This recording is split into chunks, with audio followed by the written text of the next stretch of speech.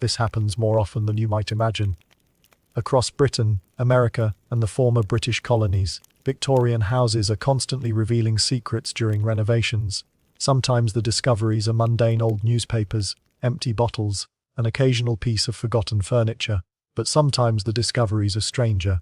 Sometimes the hidden spaces were clearly designed to be invisible from the very beginning, and when you look at what was left behind, you begin to understand that these weren't storage areas or architectural mistakes.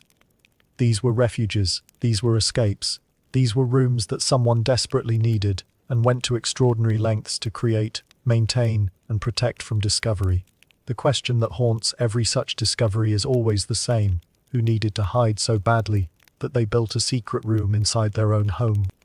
And the answer, more often than not, points in a direction that might seem surprising.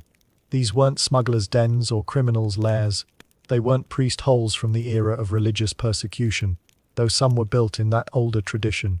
The people who used these rooms most frequently, most desperately, most secretly, were women.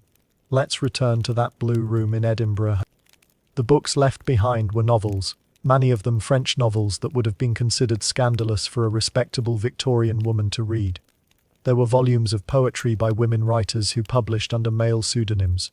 There were medical texts about the female body, the kind of books that were kept locked away in gentlemen's libraries, certainly not meant for the eyes of wives and daughters. And there was a journal. The journal was water-damaged, its pages fused together in places, but enough remained to piece together a life. The writer was the wife of the house's original owner, a prosperous Edinburgh merchant. She wrote about her duties, her children, her husband's expectations. She wrote about the endless social obligations, the calling hours, the dinner parties where she was expected to smile and charm and never, ever express an opinion that might embarrass her husband in front of his business associates. She wrote about being watched, always watched, by servants, by relatives, by the sharp-eyed matrons of Edinburgh society, who noticed every detail and judged every perceived failure. And then, in entries that appear about 2 years into the journal, she began to write about the room. She never called it by name. She referred to it only as my hour, or sometimes the blue place.